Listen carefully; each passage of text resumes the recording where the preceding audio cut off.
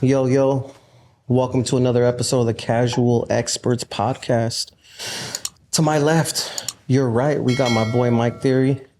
And of course, in the middle, as you can see, the King of Ireland in the building. What's cracking, Caleb?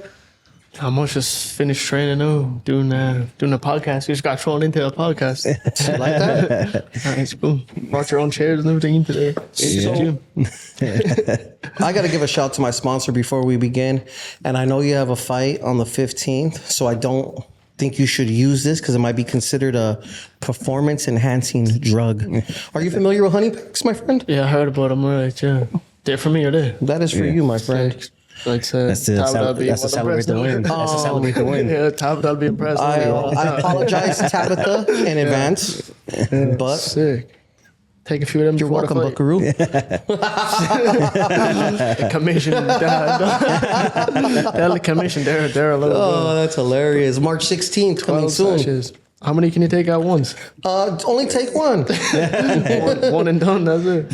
I mean, take one sachet. I know a couple of individuals, and don't worry, that's not the one made overseas. That is made this in is the real deal. Right here. This place. No tariffs involved. I'll let you know how I get on. I'll let you know how I get on after the final. I'm gonna hit you on the 17th for the phone interview for the sponsor. I'll be away from Tabitha for a while, innit? So I better not take one on my own. I might pull it off. That's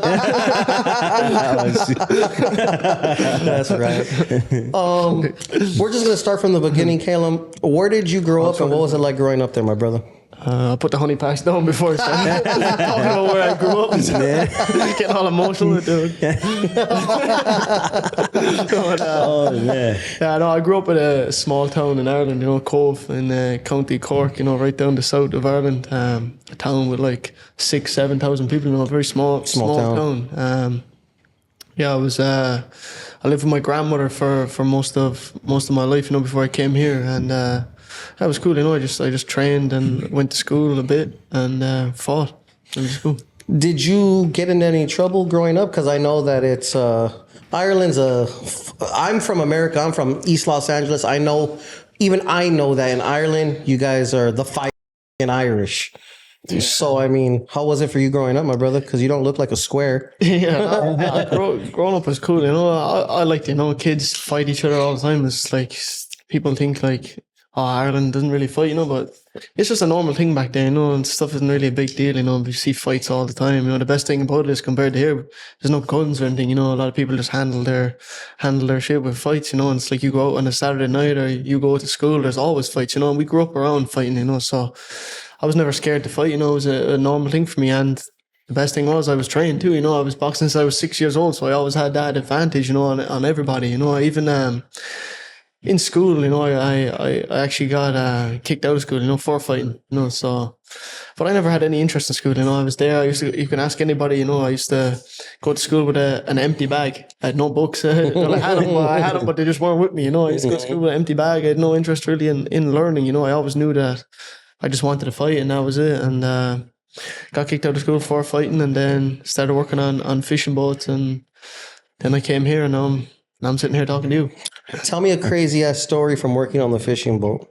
Yeah, the thing about the fishing boats is like, if you're not concentrated, you go very early in the morning, we just go to 4 a.m. and if you're not awake, you could get dragged into the water fairly quick, you know what I mean? So it's definitely crazy. I remember one time I was half asleep, and because we would fish crabs and lobsters, so it's traps, like the lobster pots. So you have to make sure they're being brought into the boat in the correct order. You have to stack them in the correct order so that when you throw out the anchor, the rope is going. If they're in the wrong order, you're going to get caught up, And one time I wasn't paying attention, and the rope wrapped around my leg, and it pinned me to the side of the boat. But lucky enough, we were going very slow, normally we do it quick, but I don't know, God or whatever, we were going very slow, and it caught my leg and it was tight, but we were able to stop the boat and get it off, But fishing is a dangerous thing, especially if you're not, especially because it's only me. The boat I worked on was just me and one other guy, just two of us out there in the dark. That was crazy. Oh, crazy! That was a moment. Yeah, I'll definitely remember. Forever. When you first started on the boat, did you get seasick, or you're okay right away? Now, see where I live in Ireland, I live right on the water, you know, so I was Yeah. always out. I never really got seasick, you know, only if I was after being drinking the night before or whatever. I was going to work. Because the thing is, I used to work at like 4 a.m., you know, so if I was out drinking, I'd be going from the pub straight to work, you know, so that's about the only time you'd feel a bit sick. But I remember one time we had a bigger boat and we were trying to, because sometimes I would leave on the weekends, you know, to fight. I would go to Dublin, whatever, to fight in the championships, and we used to work 7 days a week, you know, but if I wasn't going to be there on a Saturday, we needed something to fill in because it was just me and the other guy, you know. So we brought this one Chinese guy or something. I don't know where he's from. I don't know where we found him, but anyway, he was there. We brought him out on the boat one day. I was supposed to be training him in. He got seasick. And I've never seen it. He went green and he was lying down on the floor and caught me. I was supposed to be training him. You know, I was supposed to have a nice, easy day. And, I had to do all the work, and he got no training. So, that was it. But seasickness is... you think you're going to die, though. When it happens, you just be praying, you know. I've gotten seasick before, but not while working. Obviously, we were partying on the boat. Yeah, that's usually... That's the only time I got it was when I was drinking, I had to get a shot one time in my ass. A shot? Yeah, when I was on I was on a big ship. Oh, yeah. And my first time on a big ship, and you felt every wave. And I took Dramamine, that didn't work. So I had to go to see the doc on the ship, and they gave me a shot in the butt. Shot up the and ass. I was back to normal. I was running around on the ship. I was good to Going go. back the next day for another one. That's right. So, at what age, obviously you're fighting throughout school, like you said, at what age did you decide that you wanted a box instead of just fight? Yeah, no, I always boxed, you know, since I was 6 years old. I've been boxing. I had my first amateur fight when I was 11, you know, and I actually lost my first amateur fight. And then I went on a massive win streak after that. And, I was winning championships. Like, I was taking it serious, you know, because that's all I knew, you know, was just go to the gym and train and fight, you know. So I was winning championships, but I never really thought about being here now, you know, and being a pro and doing what I'm doing, you know, until it was like mid-COVID. I was like 18, 19 years old, you know. It was actually right before COVID. I was trying to qualify for the Olympics, you know, when I was 18, and I lost in the final. And I was trying to get a box off, you know, for the place. I was trying to go back and forth to see what I was going to do, and that's when COVID hit and everything shut down. There was no gyms open. I was literally hitting a bag in my grandmother's backyard, you know, trying to train. And then obviously, like, I was just out fighting, drinking, getting in trouble. We were just getting arrested all the time, like in and out of court. You know, we were just doing stupid shit all the time. And I was like 19, and I was just like, right, I need to do something in my life now. You know, this is getting a bit sad. You know, so I figured out, because my dad was over here at the time, you know, and I figured out that the gyms over here were open. Everything was running smoothly over here still. So I had the idea to leave Ireland, come here, train for a couple of weeks, or train for however long it took, you know, for this stuff to clear up. And I was going to go back and try to qualify for the Olympics again. And then I came here, but see, it was a tricky situation, you know, because Ireland was a banned country from the US. So you had to go, it was a lot of research stuff, but we had to go to a different country that wasn't on a banned list, like Mexico wasn't on a banned list to here. So I had to go there and quarantine for 2 weeks or whatever, and then I could cross the border. Mm-hmm. So I went to Tijuana, you know, and I trained there for 2 weeks. But I got sick of it early, and I tried to walk across the border, and they were like, no, you can't. And then an hour later, I tried again, and they were like, yeah, you were here an hour ago. You know, if you try to cross over the border again, like you're banned for 10 years. But then I got a flight a couple of days later, and they let me in. And that's when I came here, you know, and I showed up to the gym, and I sparred my very first day in front of Freddie, and he was impressed. And yeah, I just been coming back every day since. And that's what he told me. He was like, all right, come back tomorrow. And that's what I've been doing. And then Tom gave me an opportunity to make my pro debut. I finished that fight in like 20-something seconds, you know. But I trained here for a year first, you know, to get the pro experience. How did you know to come to Wildcard? Out of all the places you could have gone in the whole state, in the whole country, why here? Yeah, no, I actually came here when I was like 15, you know. I came to just visit the gym, and just because obviously, you know, I was a big fan of Freddie and Pacquiao and everything, you know, growing up. And I came here to just visit the gym, and I bought a t-shirt upstairs. When I met Freddie, I took a picture with Freddie, and I used to train with the Wildcard shirt back in Ireland, you know. So then obviously coming back here this was the only place I knew, you know. It was just, everybody was nice here when I showed up. So I was like, if I'm ever going to go pro, or if I'm ever going to go over and train, it'll be at Wildcard, and here I am now. And how did you meet Tom? Was Tom in and out of the gym, or how did that I come? was just looking for, because I still didn't know what I was going to do. I still didn't know whether I was going to turn pro or whether I was going to go back and try to fight in the Olympics. And then I think Tom and Freddie and my dad, they were all kind of in connection. My dad was trying to get me an opportunity to make a pro debut, and then Tom's show came around, and I made my debut in December. And then they were having the St. Patrick's show again in March, and I signed a contract with Tom then, yeah. I kind of remember that when you signed. That was a big deal for them. Yeah, it was a perfect time, really. Sure, he was having the St. Patrick's Day show, and then this young Irish fighters. It was perfect timing, And then what made you decide to take that pro fight instead of going back to Ireland and going try for the Olympics? It was actually Tony Ferguson. I used to train a lot with Tony, and I still talk to Tony, I still train with him, but I didn't, I didn't know what I was going to do. And I was like, me and Tony were out before and we were running and we were just talking about it. And I was like, I don't know what I'm going to be pro or go back. And he was like, look, whatever one you pick any, just commit to it 100%. He was like, if you decide to go pro, be a pro. If you want to go back and fight the Olympics, go and do that, And then once I made the pro debut, I remember that. And I was like, look, I'm going to commit 100% to whichever decision I made. And it's all worked out. I'm in a very good position now, probably better than what it would have been if I went back to Ireland. There's not much going on there at the moment, so it all worked out. When you started first training, what was something that stood out to you about Freddie when the first couple of weeks? I mean, outside of his legendary status, of course. Yeah, everyone's like, when they think about Freddie Roach, they think that he's just like, everyone always asks me like, how's Freddie? Does he train you? Is he still involved? You see Freddie, he walks around here like he's chilling. You wouldn't know, you wouldn't know. You know what I mean? He's like, Freddie's just, he doesn't give a here. That's what I like. That's the thing I like about Precisely. Freddie. Yeah. That's what I like about Freddie. He doesn't give. He's always here. Obviously the work is very serious. He expects you to perform in your spars. He expects you to train very hard. And if you're not, he says, get the fuck out of my gym. You know what I mean? If you don't belong here, you don't belong here. Even the other day I was sparring and I dropped a guy in sparring pretty bad, and I was like, to Freddie, I was like, I'm just going to use him for the rounds. I need 10 rounds today, so I'm going to just use him. And Freddie said, if he doesn't belong here, show him. So, there's no mercy out of Freddie here. That's what Wildcard's known for. Tough sparring. The hardest spars, and it's like. But that's why, I've been here 4 years and I'm benefiting so much from it because I was thrown into the deep end. And Freddie doesn't give a fuck. Like he said, if you don't belong here, you don't belong here. And it's like the tough survive here. You know what I mean? You have to be willing to get in there and put in the work. But Freddie doesn't give a fuck. Freddie's so funny. The shit he says. I don't think you could put him on a podcast. You know what I mean? But me and Freddie, he has that Irish kind of charisma too, the kind of joking, messing around, but very serious about the work, obviously. But me and Freddie have a good relationship. And I like being here. It's fun, but it's tough.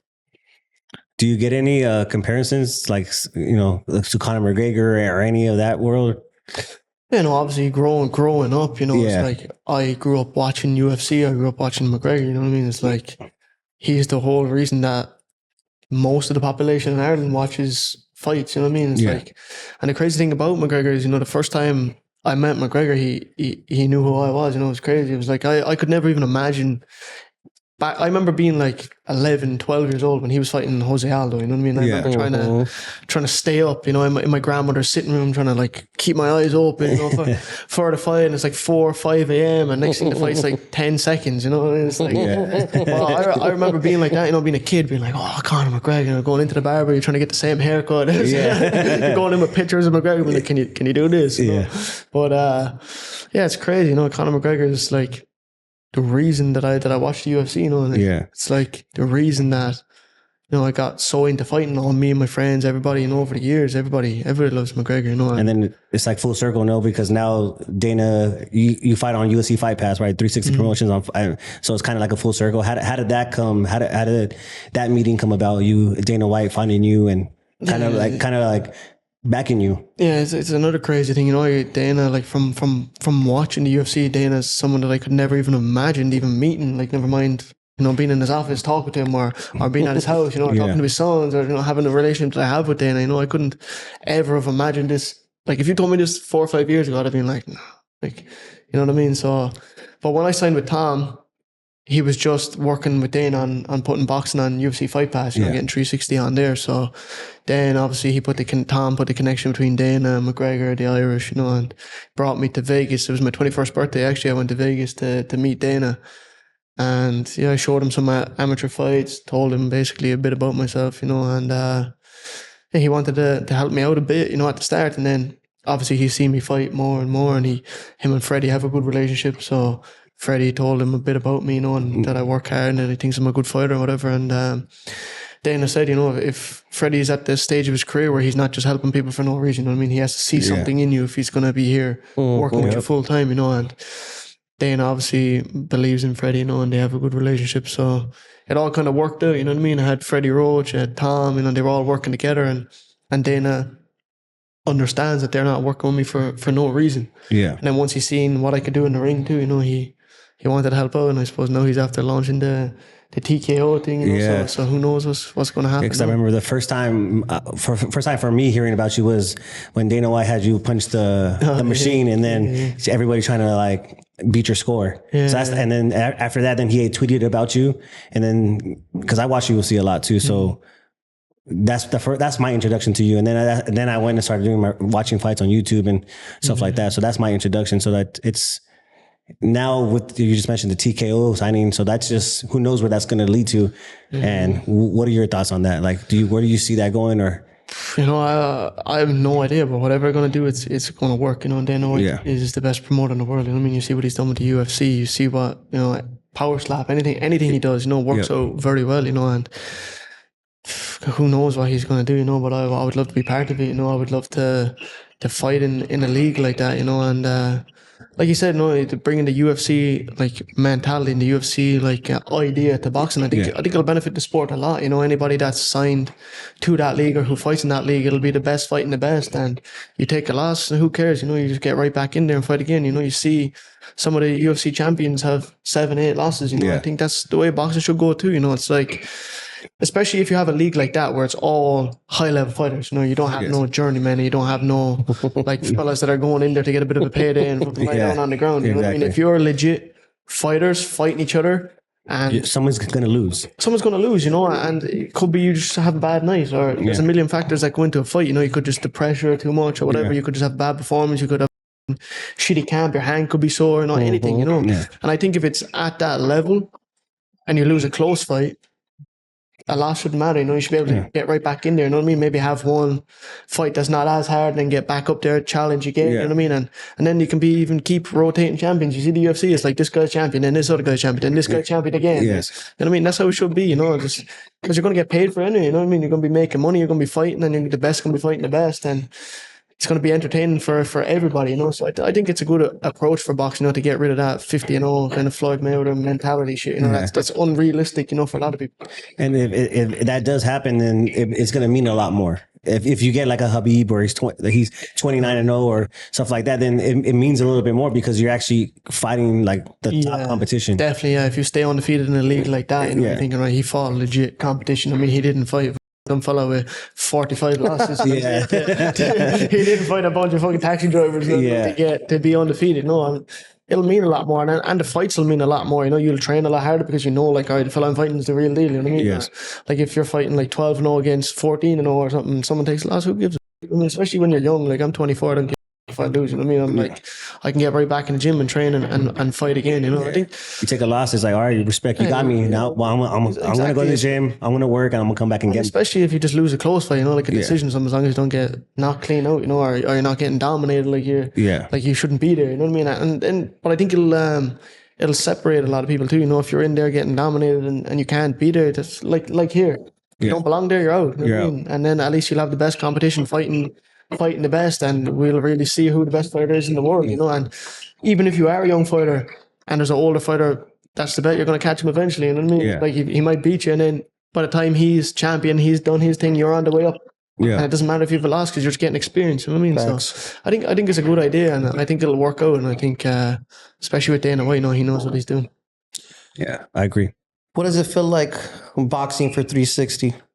Yeah, it's very good. You know, it's benefited my career massively, you know, because I'm not taking any shitty fights. Maybe in my pro debut, you know, that was about it. You know? Maybe a couple of them at the start, you know, but ever since like I started fighting 10 rounds, I've been fighting real competition. I mean, I've been fighting a lot of real fighters, and especially headlining these shows, and everybody involved, Tom, Mike, they all know like they're not going to put on shitty fights, especially with Dana involved, and Dana coming to the shows, and I think they understand the way boxing should be, how it should go, and especially like the approach Dana's taken. Nobody wants to. Like, I don't even go to boxing shows because who the fuck wants to beat? Honestly, no. Right? You go to a boxing show, the main event is good. Maybe the co-main event is all right, you know.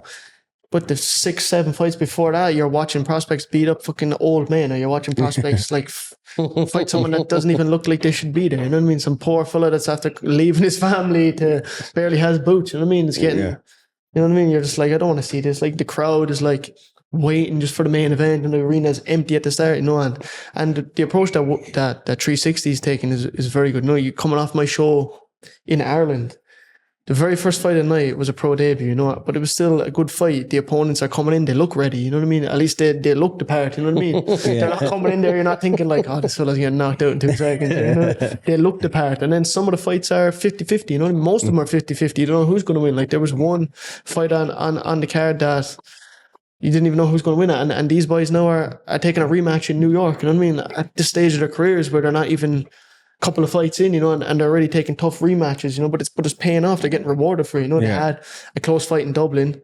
The whole card was exciting, and one of them lost, obviously, and now he's getting an opportunity to get a rematch in Madison Square Garden. So it just shows that the strategy works. If you are taking tough fights, if you are willing to fight tough fights, you'll get rewarded for it, and if you're losing close fights, nobody should care. You should get an opportunity to have a rematch, or you still prove that you're good enough to be there. You know what I mean? That's the kind of the UFC model where you're taking those tough fights. You lose, but you're still building a brand, which is the organization, but you're also building a fighter. And especially if it's close, you're still proving that like you're good enough to be there. In a close fight, this guy might be just a bit better now, but at least you're proving that. Look, I'm nearly there. I'm getting there. You know what I mean? So you shouldn't have to take a loss and be like, oh, you're fighting this bum now next. You know what I mean? You're going to fight 3 bums here now, and we might get you back in. You know what I mean? Or you're out of your contract. You know what I mean? You took a loss. So boxing needs to just chill out on that shit. You know what I mean? And just like, you take a loss, who cares? Let's go back at it again. Give me another tough fight. If I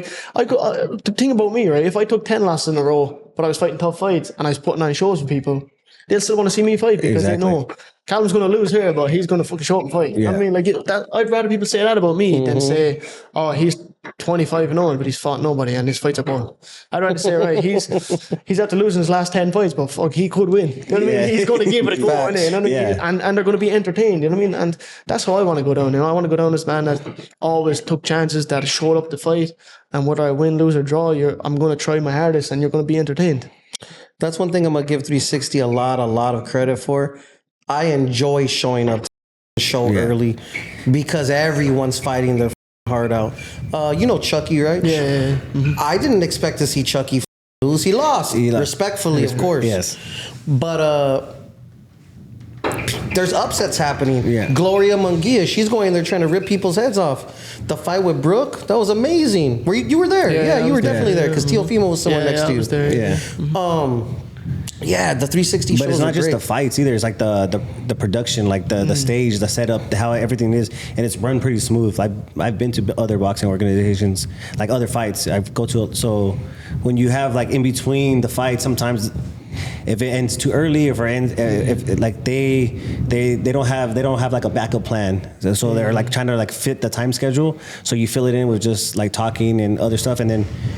At the moment, it's cool because people are drinking in the stands, but on TV, it's like you're just sitting there waiting. Yeah, sure. That's what Dana said. He was explaining the TKO thing. He was like, it's not going to be like how they have a fight here. It takes like 7 hours to have a couple of fights, and they have a podcast in between. You know what I mean? It's like that's how it should be. Fight. You know what I mean? As a fan, you want to go and you want to see fights. That's facts. And you're sitting there too. When you think about it, you don't want to be sitting there having 10 drinks, but the main event you can't even see what's going on. You know what I mean? People fighting in the crowd, everything. But like you want it to be like that, back to back. At least everyone's in their seats. That's how it's more organized because people aren't like, right now I'm gonna go walk out here, or I'm gonna go talk to. And you're like, right, next fight's coming on. This is gonna be a good one here, Yeah. And if you have good, exciting fights that are back to back like that, everyone's going to be sitting down enjoying, and the atmosphere is going to hold from the start of the night to the end of the night. You know, even like my fight back in Ireland, from the very first fight of the night, the arena was nearly packed already. You know, and everybody was happy, everyone was cheering because it was knockout. Next fight was a good fight, everyone was still going, and the atmosphere carried from the start to the end, you know what I mean? And by the time I came out, you know, it was quick enough, you know what I mean? So like, people aren't bored, you know, they're still have the energy, you know. Sometimes you're there too long, and by the main event you're like, it might be a good fight, but you're like, fucking you're burnt. Either you're burnt out or you're just drunk out of your mind. You're drunk and you're just burnt out, you're ready to go to sleep, you know what I mean? But like, shit like that, that's why it's more organized, you know, and it's more controlled like that. What's the craziest thing you've witnessed, or a couple of crazy stories you have here at Wild Card Boxing? There's crazy shit happening here all the time. You know? There's people fighting about sparring. There's fellas wanting to be in here when they don't. Like, fellas showing up here with no coaches, wanting to be here. You know what I mean? Homeless fellas. There's shit going on here every day. You know, like there's influencers showing up trying to get footage. You know, it's like, but to be fair, the place is fairly controlled. You know what I mean? There's not much you can do around here without getting caught. It's only every now and again, you know, something stupid might happen, but like, I've never seen anything bad, really. You know, everyone here is used to it. You know, you're in the middle of Hollywood, you're in the middle of the freak show right here, and you're in the middle of it here, you know. And but they're used to it, you know. Everybody here is used to it, and I haven't really seen too much. You know, I used to live right here, like right next door, and I've seen some weird stuff right around the streets. I've seen some weird shit around the streets, but in here is fairly controlled, especially down here. I'd say upstairs, you probably see some shit upstairs, right? But in here it's just all the pros, you know. It's Freddie and what's the big difference from growing up in Ireland and then living like when you're living right next door? You know, like, where I grew up was like the water, the grass, the cows. You know, I grew up in like the country out there, you know, like small towns, like everything's chilling, and then come over here and everything's 100 miles an hour. You know, there's you don't even know if there's a man or a woman outside the door. Right? There's people, there's prostitutes all over the streets. There's crazy stuff going on here. You know, there's like homeless people everywhere. There used to be homeless people trying to break into my apartment when I lived right here. They climbing the fence, trying to steal stuff. You know, I had a BMW right over here, but then I got a new truck, right? So then I was trying to figure out what to do with my car. But when I moved to Ventura, you know, and I was like, oh, I need to get this car up here. And I told Tabitha, I was like, I'm gonna go get my car there today. I went over, it was gone. Car's gone, man. Did they find it? I don't know what. No, gone. I don't know. Gone. Just gone. I was just like, at least I don't have to deal with it now. Well, like, it wasn't an expensive car, you know. It was an older BMW, you know, that I was driving at the start when I first came here. But like, still, gone. Went to go check on it there one day, and it was gone.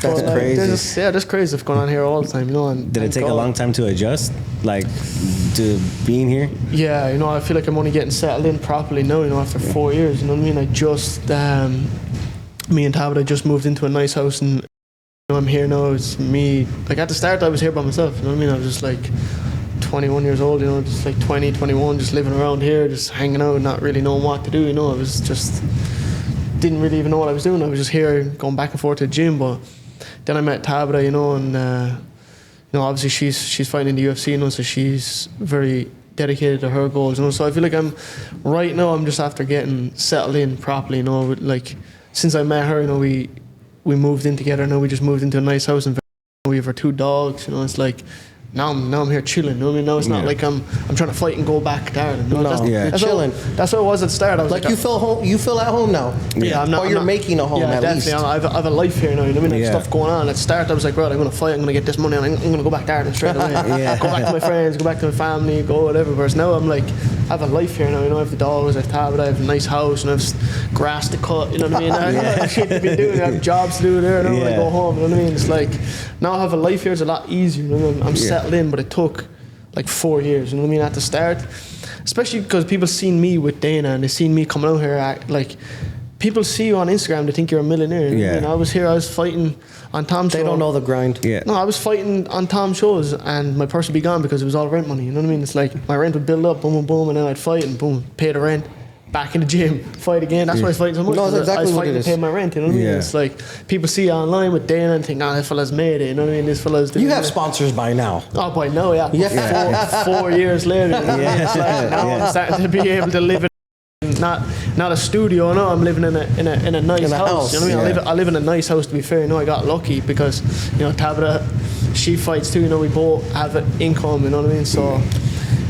We're doing all right now, but it was 4 years. You know what I mean, in the making. It's not like I just came over here and what It's a lot not of like people think. Dana tweeted your name one day and then now you're It's making like hundreds. and people think Hollywood too. They think, oh, the movies, famous Yeah. people.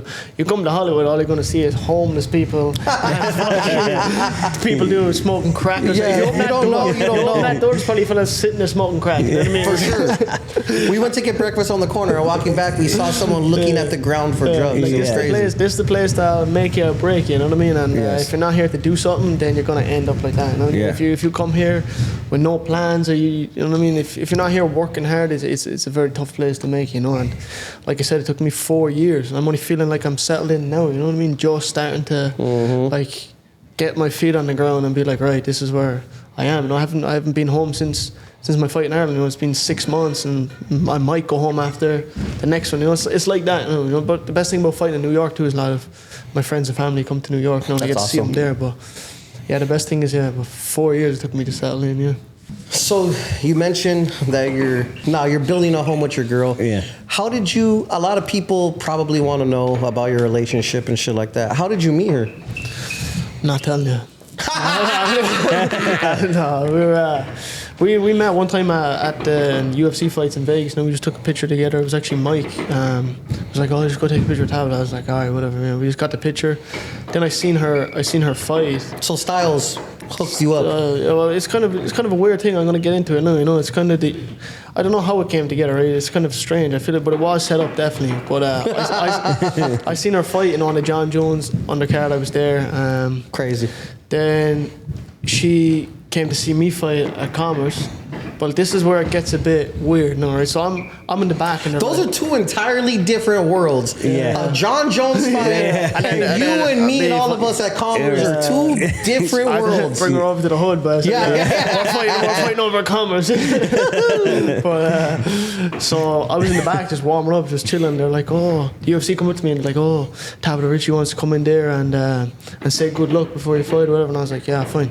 But they told her that I asked for her to come in so I could talk to her before my fight or something. Because she only told me, I only found this out the other day. We were talking about it. I was like what? She was telling her friend, she was like, "Oh, but they told me that you wanted to see me, but they told me that I want."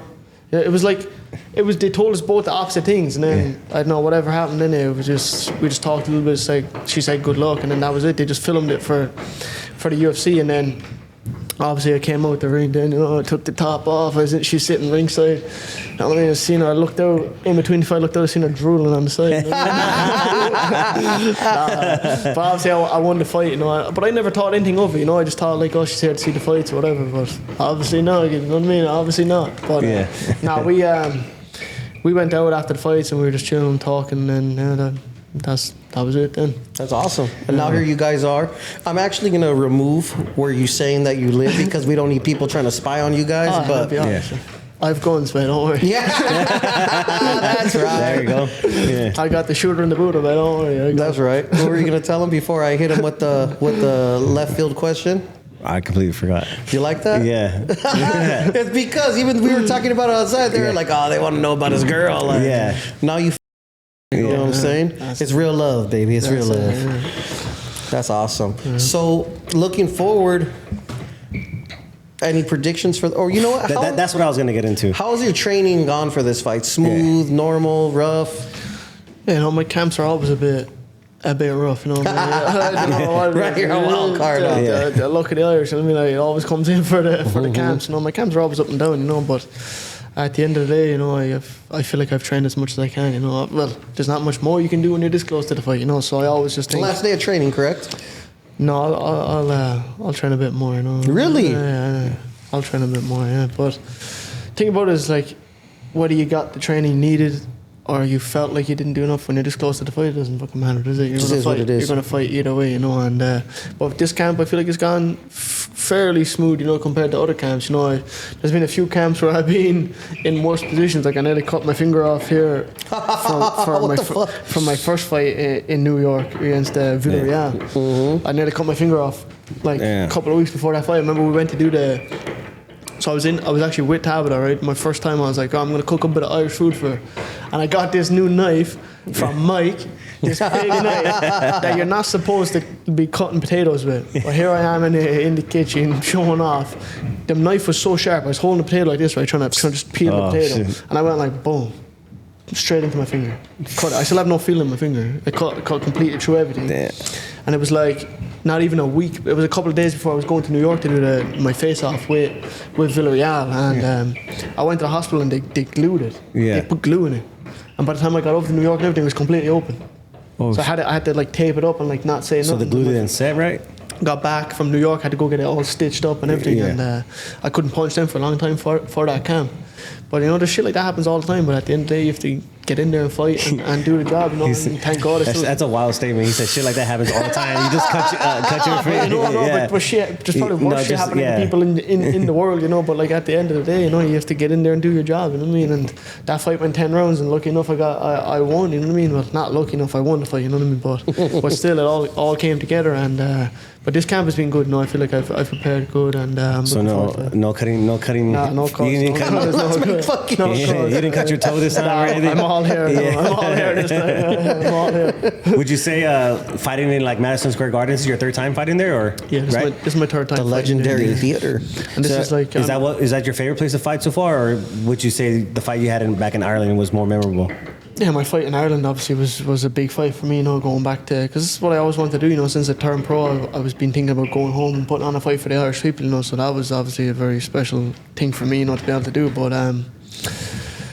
yeah, Madison Square Garden is like a dream arena for anybody. You know, when you think about fighting, you think about Madison Square Garden, you know, and being able to do it 3 times at 24 years old, you know, and not only just doing it, but headlining it, you know what I mean? And the card that we're putting on is the biggest Irish card in New York history, you know, and being able to headline a card like this with the team I have, it feels like a dream, you know. It's crazy, and the promotion I'm getting throughout it all, it's like, it's unbelievable, you know, but everything's for a reason, you know. I've worked very hard to be where I am, and I do think I deserve it, you know. A lot of people, maybe they don't know it yet, you know, but eventually they'll see, you know, when I fight tougher opponents. They're getting tougher, you know what I mean? They're getting tougher. Like Dean should be a tough opponent. You know, he's 19-1. It's a big opportunity for him too, you know what I mean? Madison Square Garden, my belt's on the line, everything. So people need to understand, like, these aren't people just coming in to just lie down, you know what I mean? This is a massive opportunity for him. I mean, if he beats me, you know what I mean? It's like, I'm the man they want to beat, you know what I mean? So like, they're coming in here prepared to the best they can be, you know what I mean? So I'm trying to do the same, and we'll see. Any predictions for the fight? I think I'm going to knock him out, yeah, I think so. I think I'm punching very hard, you know, I feel it. I feel like I'm getting stronger each fight. Every day I'm getting stronger, you know, I'm getting older and feel like I'm getting my man strength, you know. I've always had power, though, even throughout the amateurs, you know, I've had knockouts, and I feel like now I'm starting to feel it more, you know. And I have a lot of confidence, you know, coming off my last 2 fights, you know, 2 second-round knockouts. And I just feel, you know, I've envisioned myself knocking him out. Early stoppage? Hopefully, I mean, we could get to the pub a bit quicker, you know. I'll be saying to Matt, if it goes anymore, I'm saying, what time is it? The pub's going to be closed. But I'm hoping for an early one, you know, and get right back in there again. I know you got your fight in New York. Obviously, there's another big fight taking place in New York pretty soon thereafter. Any thoughts on the Fatal Fury card that's taking place over there with everybody? No. I have no thoughts on it at the moment, didn't I? You know, maybe because I just lock in on my own fight, you know. I just lock in on my own. Can't be shit. mad at that. I don't like. I never got into boxing from watching fights or anything. You know, there's nobody that I watch to try to be like. You know, so I just concentrate on my own stuff. I do my own training, and I'll watch the card. You know, and definitely I'll watch it. But right now, I've no thoughts, and the only thoughts I have in my head is Dean Sutherland. You know, and getting the job done and after, I'll think about it after, I suppose. Yeah. We'll hit you for the phone interview. See what you think. I'll get back on after. Yeah. What's your thoughts about Southern Insight saying that he sees kinks in your armor? Yeah, you know, we'll see, I suppose. We'll see what he does. Do you think it's just talk, or do he actually see something? I don't know, man. If he sees it, but can he touch it? You know what I mean? You might be able to see it, but can you touch it? You know what I mean? But every good warrior has kinks in the armor. You know what I mean? As long as them kinks don't turn into holes and you start getting knocked out. You know what I mean? I like that. That's actually clip that in there and stick that one out. Yeah. Put that like the quotes with Gandhi on the bottom. Except the collab. But you know, that's the thing. You know, if you're going to have kinks in the arm, you know, you're going to get banged up, you're going to get bruised. But as long as you're not getting put away or just, that's the other thing. You know, he can see him, but can he touch him? Can he capitalize on it on the night in front of the crowd when he's standing in front of me and Getting socked. maybe Feeling the power under the bright lights. Maybe they're kinks or maybe they're traps. You don't know. You know what I mean? Could fall into it too. So we'll see. Or maybe he does knock me out. No, look, Steve. I'm just going to delete that interview. Well, we'll see. That's great. You got any dream fights that you're looking forward to, or? Any of them, you know, any fight that I'm going to make a lot of money and win some more belts. You know what I mean? That's the dream, really. You know, having a fight, have a couple of fights where I know, like, right, I'm not going to have to go get a job after this, even if I lose. That's right. Yeah. I like that. Yeah. Anything else you got for this wonderful young man? No. Any more honey bags? No. Is there anything you want to leave the people at home watching with before we get out of here, my brother? I just want to make sure everybody tunes into my fight in New York, you know, March 16th, live on UFC Fight Pass. If you're around New York, show up. If you're Irish, even 1%, I'll take it. I mean, you show up, and every American is a bit Irish. I mean, they all have that 1% somewhere. But if you're around New York, show up. It's going to be a very good night, the biggest Irish card in New York history. And if you can't, tune in UFC Fight Pass. Thank you guys so much for watching at home. This is the Casual Experts Podcast. Both of their Instagrams, all of our Instagrams have appeared in the beginning. Make sure you follow Callum, you know what I'm saying? He's got a lit IG in case you guys want to trip out. Like, subscribe, share, and thanks for watching. We're out of here. That's crazy.